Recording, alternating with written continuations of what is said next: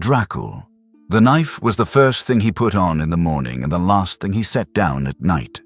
It was not his knife. That was the thing he had never quite worked out how to explain in the years when there had still been people to explain it to. The blade was shorter than his hunting knives, made for a different kind of hand.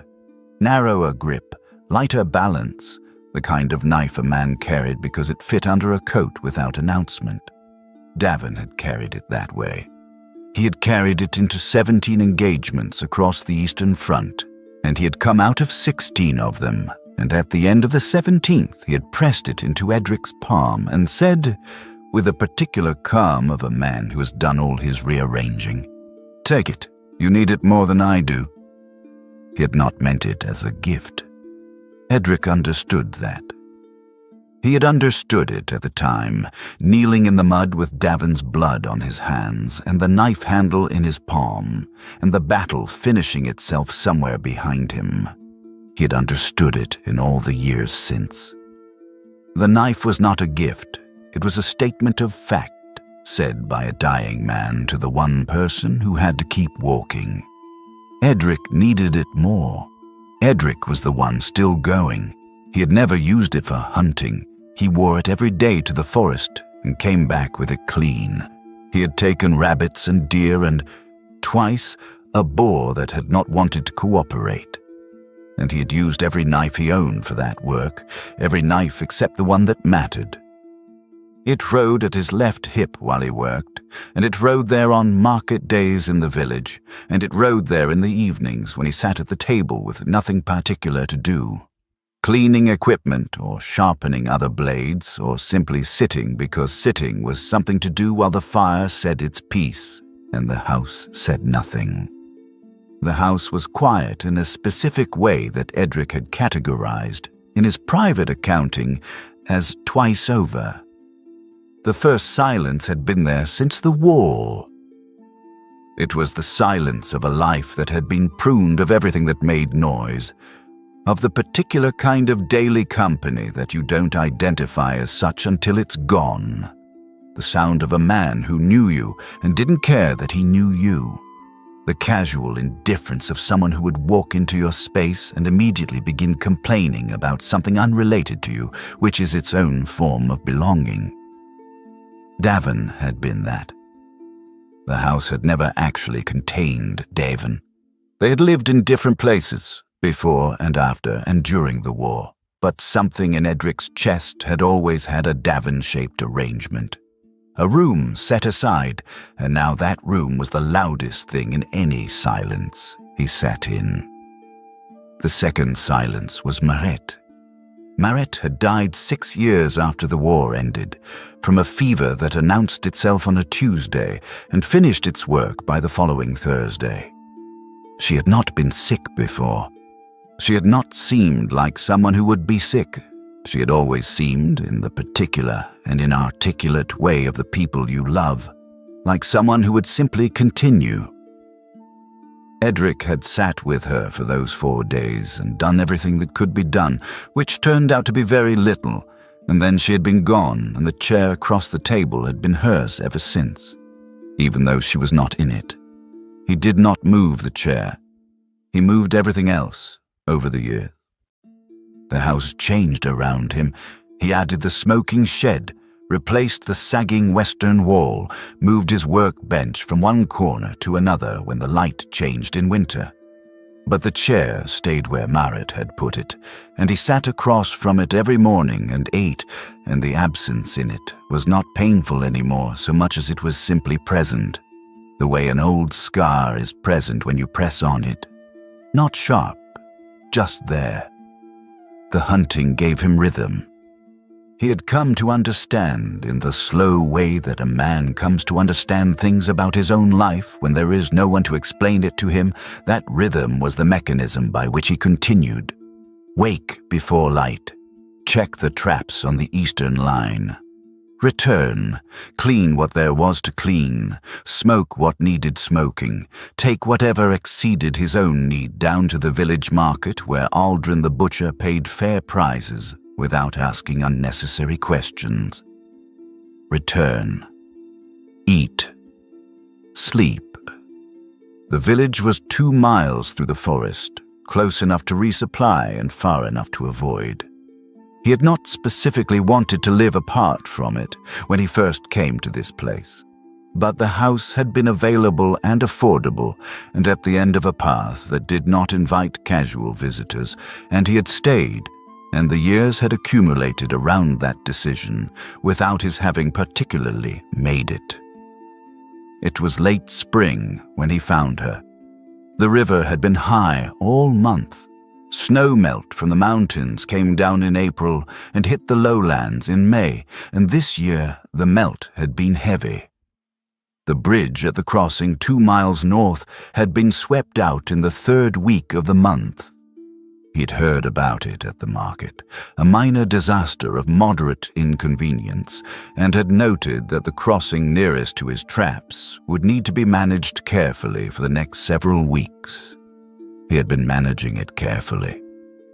The current ran fast and cold and brown, carrying things from places he couldn't see, and he gave it appropriate respect.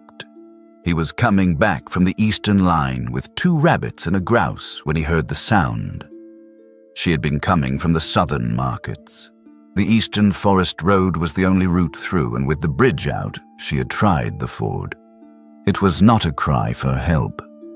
He would think about that later, that if it had been a cry for help, something in him might have calculated distance and probability and risk, as he had learned to calculate such things during the war.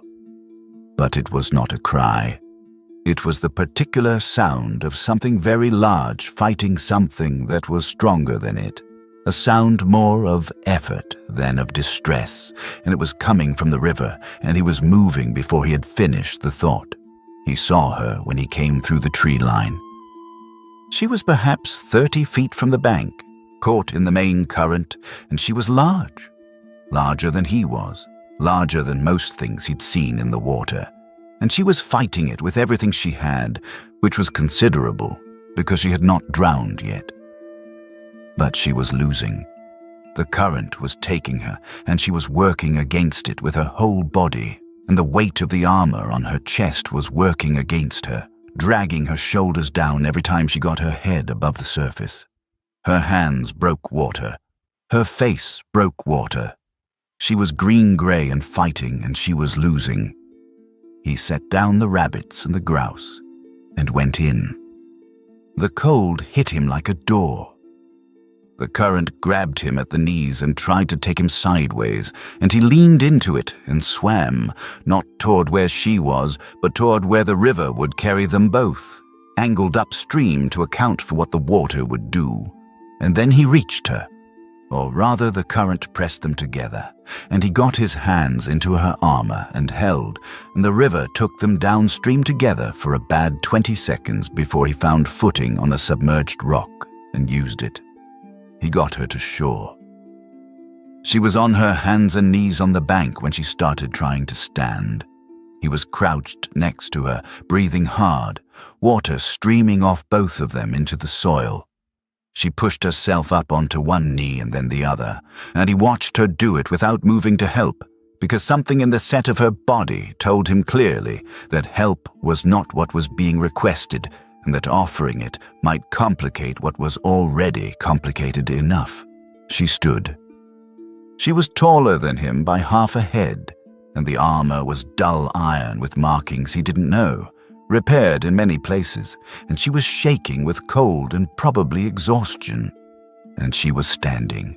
Her tusks were small as these things went. He had seen larger in the war, in men's memories if not in fact, and her eyes, when she turned them on him, were dark and held a very specific quality that he had seen before, on the faces of people who had been in situations that required them to be ready for the worst. Not hostility. Readiness. He looked back at her. The river ran behind them, indifferent. He turned and went where he'd dropped his game. He picked it up, and he went to the nearest large tree and he made a fire. He was wet and the wood was damp, but he knew how to make a fire in bad conditions, and in a few minutes he had one. He shrugged off his cloak. It was wet too, but wool held heat even wet, and he set it on the ground next to the fire, not on her side, between them, but leanable toward her. Then he walked to the other side of the fire and sat down with his back to the tree and his face away from her. He heard her for a while. Movement, small sounds, the adjustment of armor, wet clothing against wet clothing, and then, after a moment, the sound of wool being taken up from the ground. He did not turn around. He sat by his side of the fire until the light changed, and then he picked up his game and walked home, because there was nothing else to do and because staying would have been a claim on the situation that he didn't intend to make. He did not look back. He did not invite her to follow. He woke the next morning to find the cloak folded on the outside step. She did not leave. He had not expected her to stay. He had not expected her to do anything in particular. After the river, his thoughts on the subject were deliberately minimal, because the war had taught him that the worst thing you could do in an uncertain situation was to build a theory about it. She was alive. She was on her feet. What she did next was her business, but she did not leave. The first day she was simply there, in the space between the smoking shed and the tree line, not exactly hiding and not exactly visible, somewhere between the two, the way large things sometimes are when they don't want to be bothered. He gave the space a respectful amount of lateral distance and went about his work. That evening, he left a bowl of stew on the outside step with a crust of bread balanced on the rim, and he went back inside, and in the morning the bowl was on the step and it was empty. The second day was the same, and the third. By the end of the first week, he had established a working theory, which was that she had nowhere particular to be, and that the area around his property suited her in ways he was not going to interrogate. He adjusted his morning round slightly to avoid the area between the smoking shed and the tree line. He made the stew a little larger than he needed. On the 8th day, he came back from the eastern line to find her in the entryway. She was not inside. The entryway was a covered space between the outer and inner doors, where he kept his boots and his rain gear and various things that needed to be accessible without being brought into the main room. She was sitting on the floor of it with her back against the outer wall, and she took up most of the available floor space, and she looked at him when he came in with the same quality of readiness he'd seen on the riverbank. He stepped around her to take off his boots. "Wet out," he said, because something needed to be said, and that was true. She said nothing. He went inside and made supper for two. Her name was Asga. He learned this in the second week when she had progressed from the entryway to the bench near the window, and from the bench near the window to the table. Not his side of the table, but the other side, across from where he sat, and for reasons he did not examine too closely, this arrangement suited him. She told him her name the way she did most things, directly, without context or ceremony. He had asked because it seemed important to ask, and she had said Asga, and he had said Idrik, and she had nodded once and gone back to looking at whatever she was looking at, which was usually the window. She was economical with language in a way that he found restful. Most people filled silence because silence made them uncomfortable. He had learned this over years of being around people who were uncomfortable with the silences he created. Asga did not fill silence. She inhabited it with the same solidity with which she inhabited everything else, and she waited in it without visible impatience, and this meant that when she did speak, it tended to carry weight because she had not been spending words on nothing. She spoke Orcish to herself sometimes, very quietly when she thought he was not listening. He did not understand the words, but recognized the rhythm of it, the way certain sounds recurred, the cadences that felt like repetition or reassurance. He did not comment on this. He asked her nothing about where she'd come from. The river had been carrying her east to west, which meant she had come from the eastern settlements, and the bridge had been out, and she had tried to ford it. None of this required interrogation.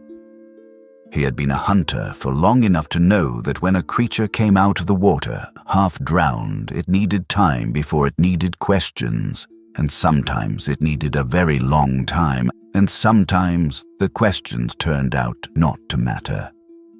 What he had noticed in the river, the way she fought the current. Precise, not panicked. She'd been losing, but she had been losing correctly, conserving strength, choosing the right angles. He had also noticed, on the bank, the armor. Not the marks he couldn't read. The fact that she had known when she got to her feet exactly how hurt she was and exactly what she could do with it. He had been around soldiers enough to know the look of a body that had catalogued itself. These things said something. He let them say it quietly, to themselves. It was a branch. He came back from the traps in the 3rd week with a cut on his right forearm, long but shallow. A branch had whipped back and caught him, the kind of thing that happened in the forest and meant nothing except that he needed to clean it before the end of the day. He was thinking about how to do this economically, which meant not thinking about it very hard, when he walked into the main room and set down his pack, and Asger looked at his arm. She looked at it the way a person looks at something they have an opinion about. He started to say something about it being nothing, and she stood up from the bench and crossed the room in a way that left no room for the sentence to finish. She took his arm, not roughly, but with the particular authority of someone who has decided something, and she looked at the cut. Her hands were larger than his, the fingers broad, the grip professional in the way that a specific kind of professional grip is, no more than needed, exactly what was needed. She said one word in Orcish that sounded like assessment. Then she went to his supply shelf and looked at it. Looked at it the way she looked at many things, with a focused competence that did not ask permission. She selected things from the shelf. The yarrow he kept there, the jar of rendered fat with the herbs in it. With the decisiveness of someone who knew exactly what they were doing and found what they needed was present. She came back. She cleaned the cut. She applied the salve. She bound it with a strip of cloth that she tore from a clean rag hanging from the shelf hook without looking at him for confirmation. He watched his arm being treated. When she was done, she released it and stepped back and looked briefly at the shelf again with an expression that was not quite satisfaction, but was in that direction. "Thank you," he said. She went back to the bench. He stood for a moment, looking at the clean line of the bandage, professionally applied, and understood that he was in the presence of someone who had done this many times, on many people, in many conditions. He thought about what that meant. He thought about the East Front and the healers who had worked behind the lines, orcish figures who moved through the aftermath with their own kind of authority, their own particular efficiency, in the face of the worst that men could do to each other. He thought about what it would mean to be that, and to be standing in his kitchen, and to see a man come in with a minor wound. He did not think about it out loud. The spring deepened into summer. The river dropped to its ordinary level. The bridge was still out, but there were easier crossings now, and if Asger had wanted to cross, she could have crossed. She did not cross. She began fixing things. It started with a hinge on the smoking shed door, which had been loose for longer than he cared to admit, making a particular sound every time it opened that he had learned to ignore. One morning, he came out to find the hinge replaced, the door moving cleanly on its new fitting. No particular announcement of the fact. A week later, the cracked wooden step at the back of the house was replaced with a new piece of cut timber. Fitted well, no nails sticking up. Then the gap under the entryway eave, where rain came in when the wind was from the west, had been packed with clay and sealed and was now closed. She did not tell him she was going to do these things. She did not tell him she had done them.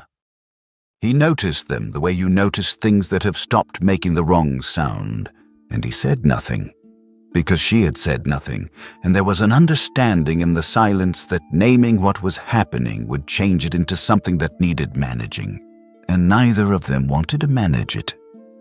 He left for hunting in the mornings and came back in the afternoons, and there was a woman in his house, or near his house, and the smoking shed door moved right, and the step did not rock underfoot, and the rain stayed out where it belonged. One evening in July, he came back at the end of a long day with 2 roe deer, which was more than he could use himself in a reasonable time, even accounting for the smoke, he said, while unloading them, not looking up from the work. "I'm going to the market day after tomorrow. There's more here than I need." She said, "The hide from the smaller one is better for work." He looked at her. She was looking at the deer. "I'll set it aside," he said. She nodded. He brought back 2 copper tokens from the market for the smaller deer's hide and set them on the table. She looked at them and did not take them. He looked at them for a while too, and then he put them next to the shelf where he kept the jars, and they stayed there, and he noticed after a while that she had moved them slightly. Not away, but to a spot where they would not be knocked off when someone opened the jar for the salve. In August, the evening started to cool. He began to split more wood than he strictly needed for himself and stacked it under the eave, and she began to help with the splitting without being asked, which was not nothing, because she split wood the way she did everything, efficiently and without waste, the axe going exactly where it needed to go. He said, watching her, "You've done this before." She said, "Everything has been done before." He thought about this for a moment. "That's true," he said. She set the axe for the next split and did not look up. He had the distinct impression that she was not smiling. The knife came up in August, on a hot afternoon when the light came through the window at an angle that caught the metal. She had been watching him work at the table. He was restringing a bow, methodical work that he did with part of his attention while the rest of it was somewhere else, and the knife was at his hip in its usual place. He noticed her looking at it the way he had come to notice things about her looking. The quality of attention was different from ordinary looking, had more weight. "That one," she said. "You don't use it." He looked down at the knife. "No." She waited, in her particular way. He set down the bow. He took the knife from its sheath and set it on the table between them. She looked at it without touching it. "It belonged to a man named Davin," he said. "He died in the war." She said nothing. "He gave it to me when he died." He said, Edric stopped. He had not said this out loud before, in any form. He was surprised to find that the sentence was right there, waiting, as if it had been in the back of his throat for 11 years. He said I needed it more than he did. He wasn't being generous. He just saw what was true. The light moved on the blade. "He was right," Asger said. He looked at her. She was looking at the knife. "That's a hard thing to say to someone," he said. "It's a true thing," she said. "True things are not hard. They're only uncomfortable." He considered this. "They're often both," he said. Something at the corner of her mouth changed in a way that he was starting to recognize as the orcish equivalent of a slight concession. "Sometimes," she said. She looked up from the knife and met his eyes. "You carry it every day." "Yes." "Why?" He picked it up and put it back in its sheath. He thought about it. He thought about 11 years of carrying it, and the way it had become simply part of the weight at his hip, noticed only when it wasn't there. "I don't know anymore," he said, At first, I thought I was carrying it for him. Then I thought I was carrying it as a kind of payment, like I owed it to him to keep it. Now I don't know. It's just there." Asga looked at the window. "In my clan," she said, "we say that the dead put burdens on the living because they can no longer carry them.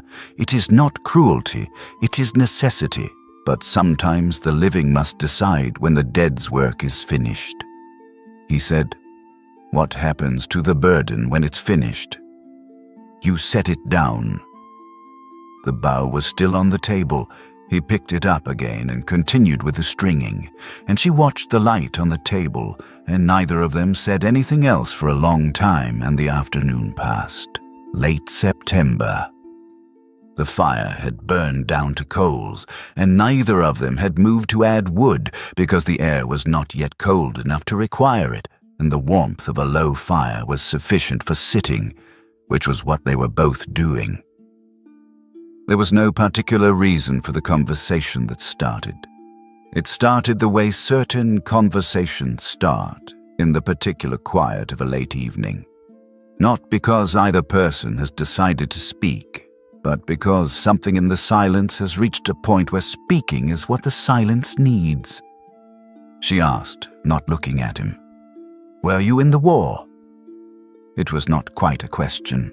He understood it as, "I'm going to tell you something, and I need to know if we have the same base before I do." "Yes," he said. She was quiet. The fire shifted.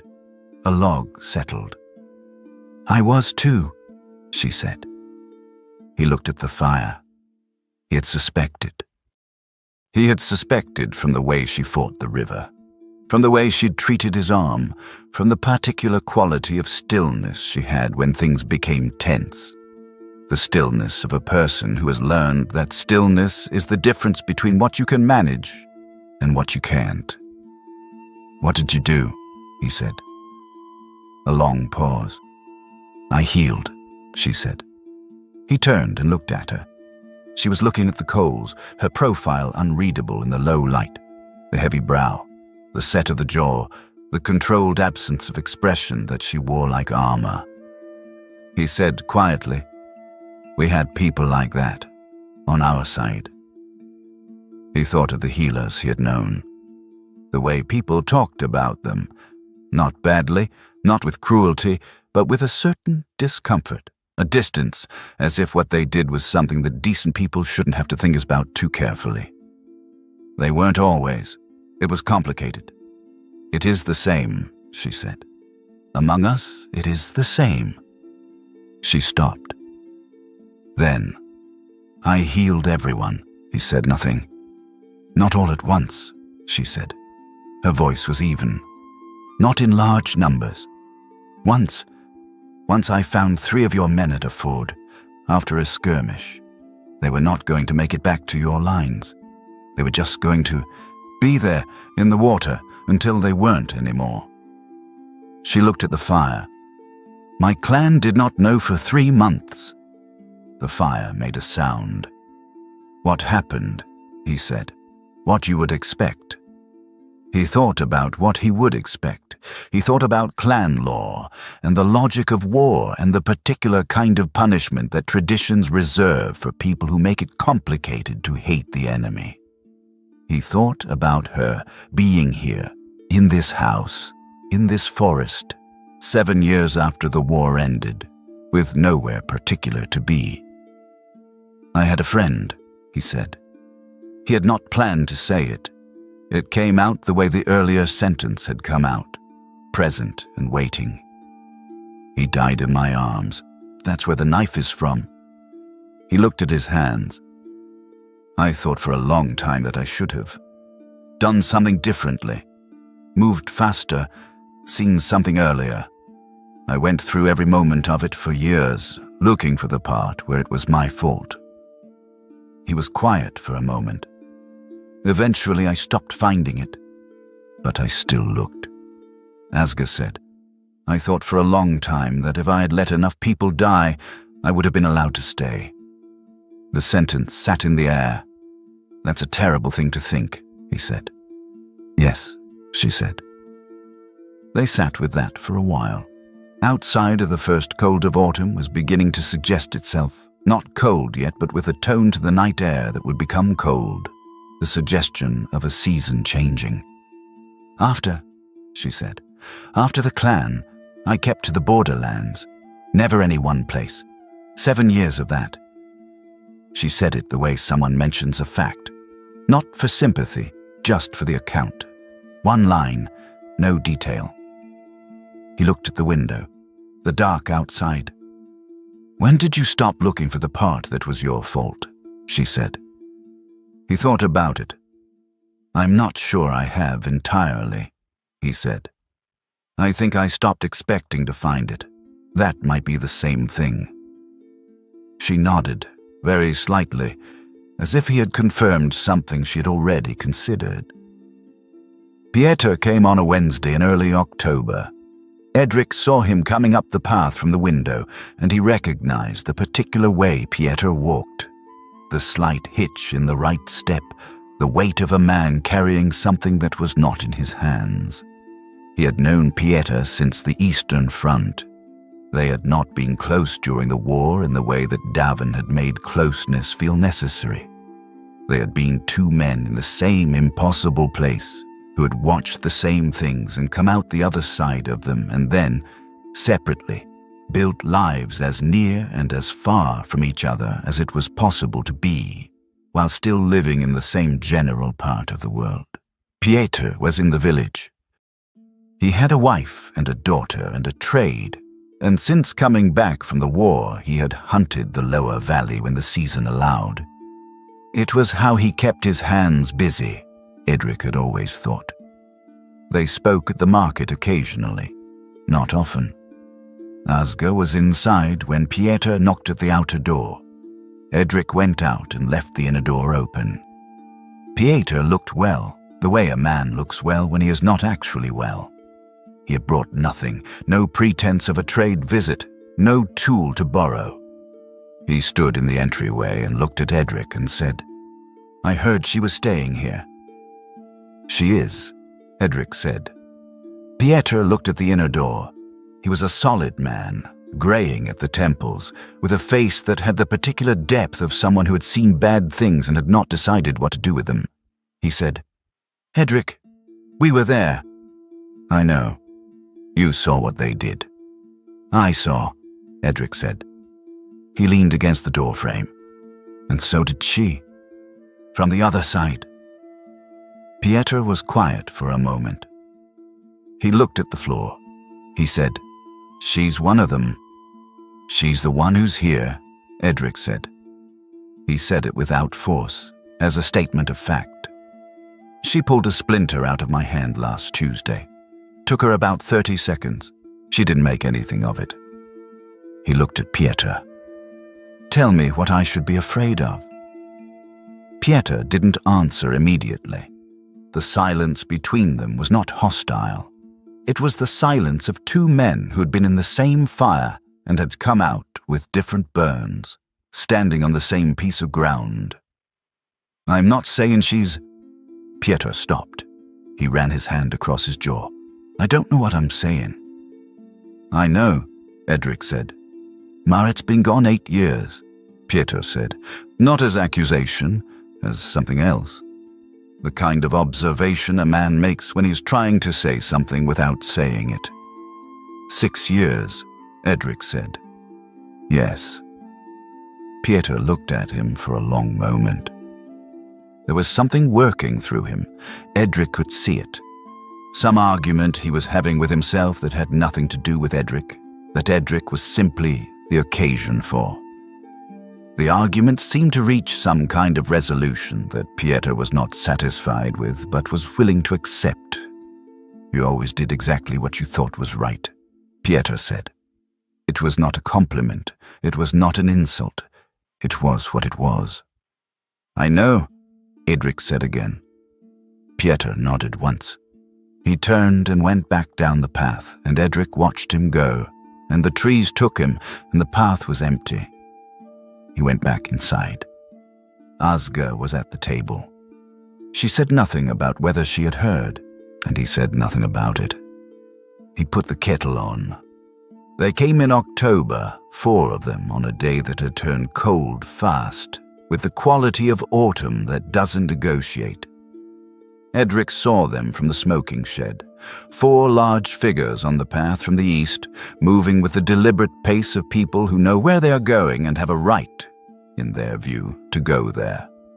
The marks on their armor were not marks he recognized, but they were clearly marks of something official, and one of them had the bearing of a person carrying formal authority, the way some people carry formal authority. Not heavily, because they are used to it. Asga was splitting wood.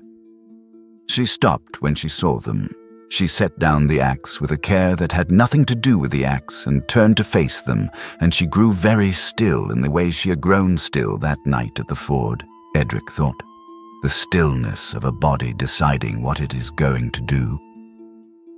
He came out of the smoking shed and stood in the yard, and he looked at them, and then he looked at her, and she did not look at him.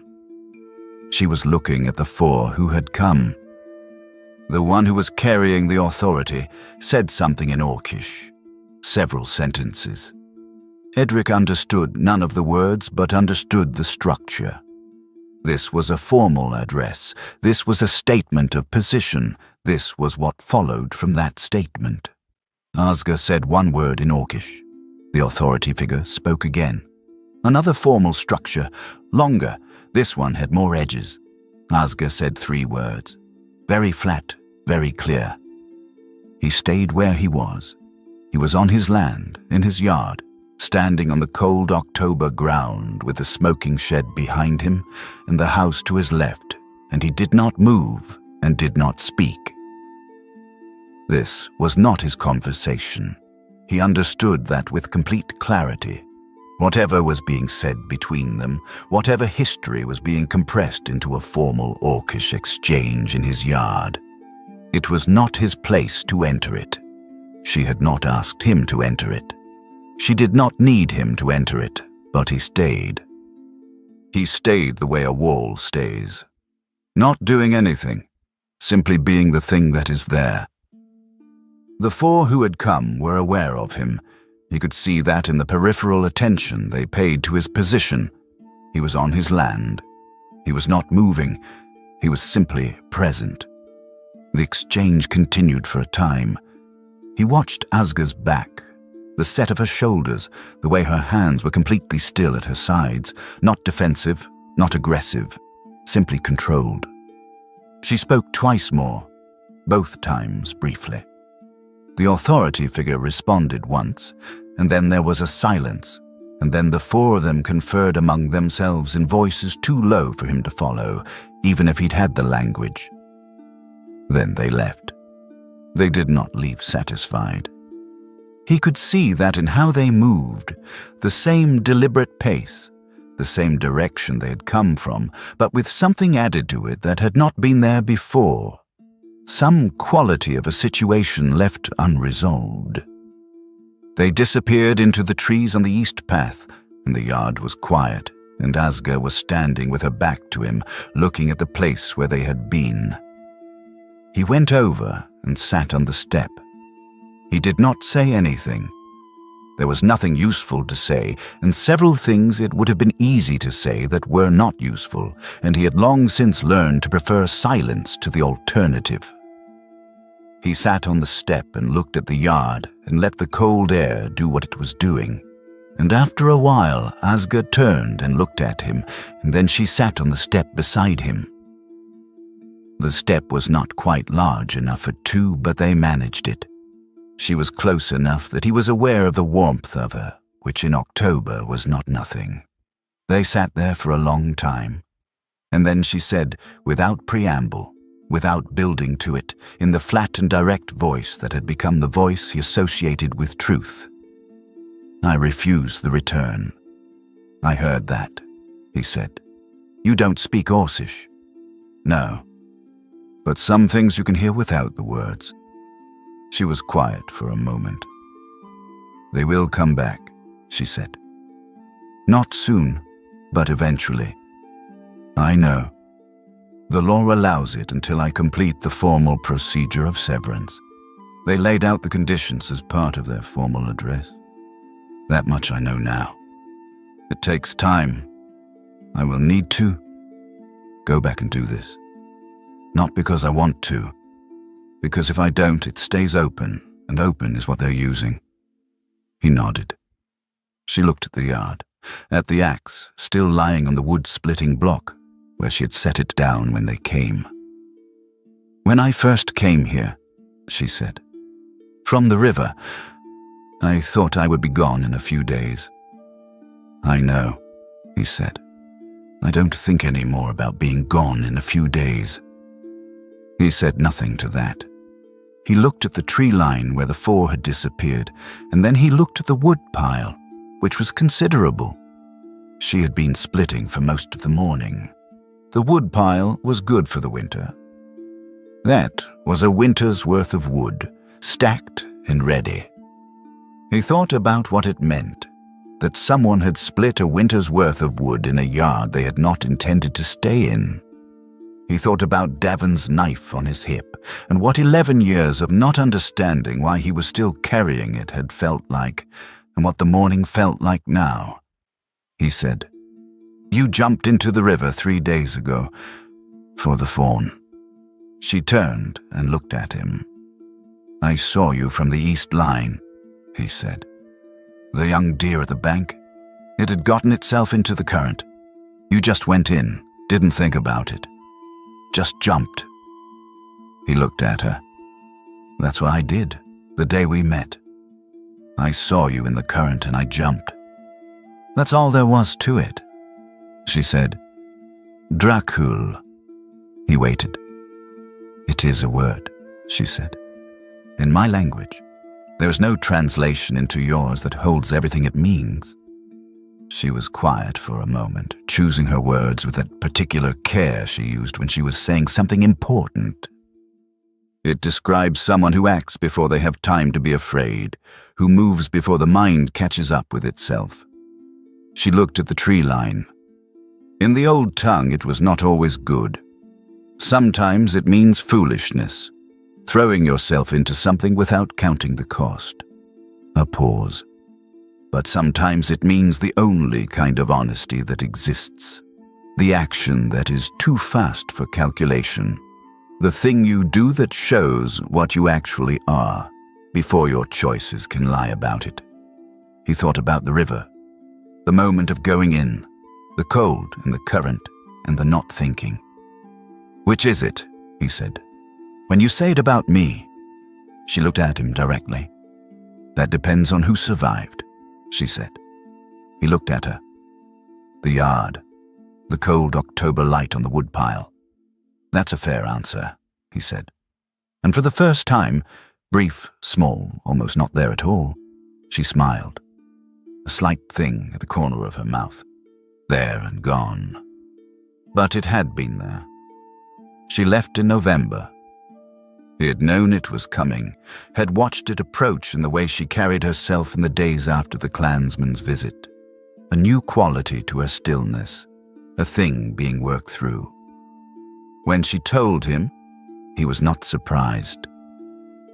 "I have to go back," she said, "to close it. The formal severance requires me to be present, to speak the words in front of the council. If I do this, they have no more claim." She looked at the table. "They will not like it, but it will be done." "How long?" he said. 2 weeks, maybe 3, depending on travel and the council's schedule. He nodded. He stood up and went to the shelf and took down a cloth packet that he had been putting together quietly for a few days. He set it on the table. Dried meat, hard cheese, a small jar of the salve with the herbs in it. He'd also packed a length of the better rope, because rope was useful and she traveled light. She looked at the packet. She looked at him. "Come back when you're done," he said. "Not if." He did not say if. She took the packet. In the morning, she was gone. He did not wake to see her leave, and he thought she had planned it that way. A quiet exit, no ceremony, the door closed carefully behind her. He sat at the table with his tea and looked at the yard through the window, and the yard was empty, and the house was quiet. But it was not the same quiet. He noticed that immediately and stayed with it, turning it over. The house was quiet. The chair across from him was empty. The house was quiet in the way it had been quiet when there was only him in it. But the quality had changed. It was not the twice-over silence of a life pruned of everything. There was something different in it, some warmth that had accumulated in the weeks and months and that persisted even in her absence. The way a room stays warm for a while after the fire has gone down. He put on the knife and went out to check the eastern traps. She was gone 17 days. He did not count them deliberately. He counted them the way you count anything that matters, not out of anxiety, but out of the particular awareness that attends things you're waiting for without admitting that you are waiting. He did not change his routine. He hunted and smoked and sold at the market and split wood and came back in the evenings. But the evenings were different. Not worse, just different. He was coming back from the southern line. It was the third week, late in the day, light going, when he came through the village square and saw her on the road. She was coming from the east. He was coming from the south. They converged at the edge of the market square in the late afternoon light that makes everything in October look like it's saying something. He did not say anything immediately. She did not either. They simply walked together toward the forest road, as if this were a thing they had been doing for years, and in some ways it was. "Done," she said. "Good," he said. They didn't take it well. "No, it's done regardless." Yes. They walked. The village was behind them, the forest ahead. He became aware as they passed through the edge of the square that Peter was standing outside the cooperage. Peter saw her. He did not turn away. He did not do anything. He did not smile or nod or make any of the gestures of welcome that might have been expected if he had resolved something in himself. He simply looked and then continued to look, without moving, without turning away. He let himself be seen looking. Edric noted it. Asga said nothing, but her pace did not change, and her head did not drop, and he knew she had seen. The thing about Asga was that she noticed everything. She simply did not always comment on what she noticed. They went into the trees. The village was behind them. There was game left at the door in December. He woke one morning to find it on the step. A haunch, well butchered, the kind of clean work that a man does when he wants to make sure you know he did it with some care. No note. No knock. It had been left in the early morning, before light. He stood on the step in the cold and looked at it for a moment. Asga came up behind him and looked at it over his shoulder. "Peter," Edric said. She said nothing. "He hunts in the lower valley," Edric said. "This is from down there." He picked it up. It was a good haunch. He didn't knock. "No," she said. He brought it inside and set it on the table, and they looked at it together for a moment. The thing it was, and the thing it was also. "Not an apology," she said. It was not a question. No, not quite. Then what? He thought about it. He thought about Pieter on the Eastern Front 17 years ago, in the particular hell of that specific engagement that neither of them had ever named correctly since. He thought about what it cost a man to put down something heavy, not all at once, but the first step of putting it down, the acknowledgement that it could be set down, even if it wasn't set down yet. "The beginning of something," he said. "Maybe." She looked at the haunch. She said, "Among orcs, there is a word for this. for the first gesture when no one is watching and no credit is taken. She paused. It translates badly as the thing done because it is the right thing and not because anyone will know. "What's the word?" he said. She said it in Orcish once. He did not attempt to repeat it. He had learned in these months that Orcish had a precision that his tongue was not made for, and that some things were best left in their original form. They made a meal from the haunch, and the meal was good, and they ate it at the table with the fire going and the cold outside. And afterward, Edric cleared the table, and Asger took the salve jar from the shelf and fixed a split on his knuckle that she had been watching with a professional dissatisfaction for 3 days. In the deep part of winter, when the river ran under ice and the traps required snowshoes and the evenings came fast, they settled into the fullest version of the quiet they had been building. It was not the peace of a resolved thing. It was not that. It was the peace of two people who had put down enough of their separate weights to have hands free for something else, without being certain yet what to do with them. The evenings were the best part. He had not had evenings for a long time, had had nights, and the time before sleep and the fire, but not evenings as a thing with quality and duration. Now there were evenings. He would work at the table, restringing, mending the small maintenance of a hunter's equipment, and she would be somewhere in the room, sharpening something or mending something of her own, or simply sitting with the particular engaged stillness that he had stopped trying to read as contentment or its absence, and simply accepted as her presence. Sometimes she said things. She said, one evening in January, looking at the window, "In the East, where I trained, there was a healer older than anyone else in the clan. She said that the work of healing is not to fix what is broken. The body knows how to do that. The work is to give it time and quiet to do what it already knows." He was restringing a bow. He said, "That's good advice for a lot of things." "Yes," she said. She was talking about more than bodies, I think. She often did. He thought about that for a while. He thought about the two silences in the house, and how the house felt now, and how something in it had shifted. Not healed exactly, because healed implied a before state that no longer applied, but changed, moved.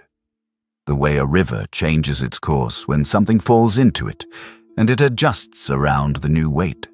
He said, "Davin would have had a lot to say about you." She looked at him.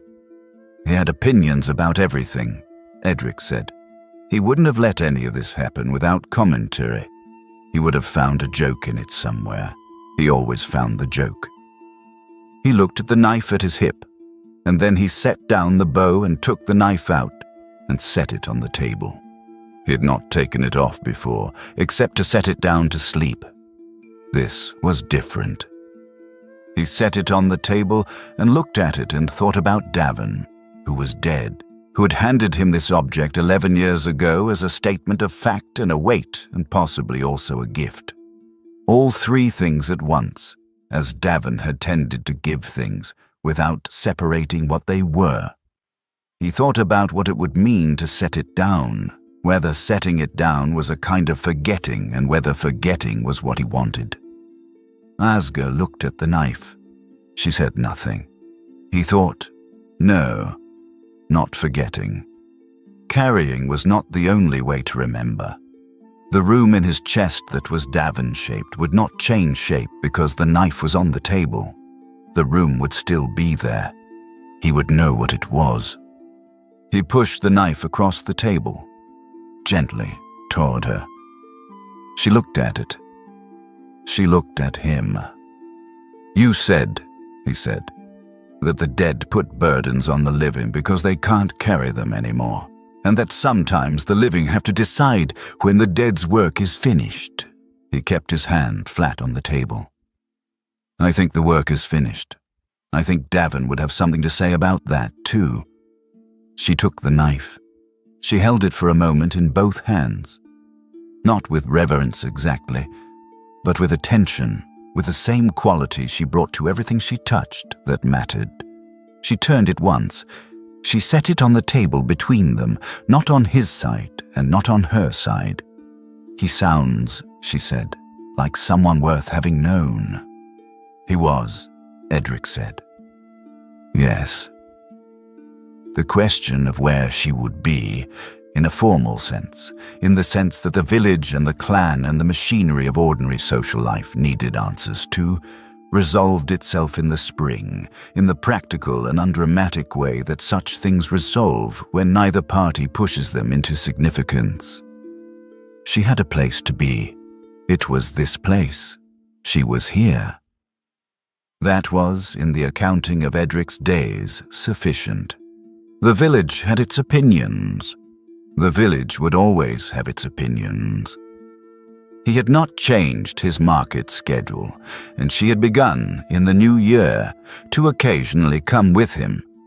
Not every time, not to be sociable, but because she had traded a few things of her own to Aldrin, and it was simpler to be present than to have him carry messages. The village watched. The village was not comfortable. Some of them would never be comfortable. He had accepted this the way he had accepted the twice silence, as the condition of the territory, navigable if not ideal. But Pieter's game had come 3 more times over the winter. And Edda Whitfield, who ran the dry goods stand and had known Edric since before the war and had not spoken to him without visible discomfort since Asger had arrived, had, on the last market day in February, asked Asger, with the manner of someone doing something that was harder than they wanted to admit, whether the orcish way of preserving fish was really what she'd heard about, because she had family coming in March and an excess of river catch, and she was out of ideas. Asger had told her. Edda had nodded and not said thank you immediately, but had nodded again, more decisively, on the way past the stand at the end of the morning. This was not the world becoming kind. The world was not going to become kind. He was not naive enough to expect that, and neither was she. He had learned enough about what she expected from the world to know that she had not been expecting kindness from it for a very long time. But the world was shifting, incrementally. In the way that a spring thaw is not a transformation, but a slow giving of ground, one frozen layer at a time, until the top surface is soft enough to take a footprint. He thought, that's enough. For now, that's enough. It was an evening in the first real warmth of the year, the windows open when the quiet they had built was at its fullest and most itself. He was at the table cleaning his rifle. Methodical work, the disassembly, and careful cleaning that was its own kind of meditation, the parts laid out in order. She was across the table from him, her knife on the whetstone, the long orcish blade that she had produced from somewhere in the 2nd month, and that was hers in a particular way that none of the other objects in the house were hers, worn down at the edge from what must have been years of use. The fire was low, but not out. Outside, through the window, the early dark of a spring evening, the sound of the river somewhere at the edge of hearing, calmer now, the melt done, the current at its ordinary pace, he said, without looking up from the rifle part in his hands. River's calm now. Good fishing tomorrow probably, and the elk trails will be clear. I haven't gone east in 2 weeks. He heard the whetstone stop. A pause. I know where the elk walks, she said. In the eastern valley, up from the 2nd ford. I've seen them 3 mornings in a row when the light's good. You'll show me, he said. It was not a question. A moment passed. Yes, she said. The whetstone resumed. He fitted the next part of the rifle back into place with a particular quiet sound of a well-maintained mechanism returning to itself, and looked at the small fire and at the table between them where Davin's knife lay where they had put it. Not on his side, not on hers, between, she said after a silence. You didn't think about it. He looked up. When? When you jumped. She was looking at the knife. That day. You didn't think? No. Why not? He thought about it for a moment, genuinely, not for the effect of genuine consideration. He thought about the current and the cold in the fraction of a second in which the situation had presented itself, and his body had answered it. He thought about 17 years of carrying the weight of calculating. Every decision of the war, every choice made under the pressure of the clock, the grinding arithmetic of survival. He thought about the knife going in, Davin's voice, the particular clear light of a day that was his last. Drackle, he said. I suppose. She looked up at him, and she smiled. Not almost smiled. Not the small thing at the corner of her mouth that had been there and gone in October. She smiled. A real thing, slow and certain. The kind of smile that doesn't announce itself because it doesn't need to, because it is simply the truth of the moment showing. He looked at it. He thought, there it is. There is the thing I was carrying it for. He didn't say that. He didn't say anything. He went back to the rifle, and she went back to the whetstone, and the fire said its quiet piece, and the spring night came on full around the house, and the river ran calm on its banks, and the elk were somewhere in the eastern valley where the light would be good in the morning. There's a moment in a slow fire when you stop waiting for it to catch. You realize at some point that it's been burning for a while. Not dramatically, not with the sound of something igniting, just steadily. And you weren't watching it happen because you were watching for the wrong thing. You were watching for the moment of catching, and it had already passed. Edric and Asga don't fix each other. That's not what this is. He still wears the shadow of Davin, even with a knife on the table. She still carries the borderland years. These things don't become nothing. They become part of the weight each of them can now set down sometimes in a house where the door moves right and the step doesn't rock and the fire is reliably tended. If you have someone like that, someone who doesn't ask you to be done grieving but simply keeps showing up, who does the thing that needs doing without making it a statement, who sits down next to you in the yard after the worst moment and doesn't say a word, drop their name in the comments below. They deserve to be said out loud. And if this one meant something to you, leave a like and I'll bring you another.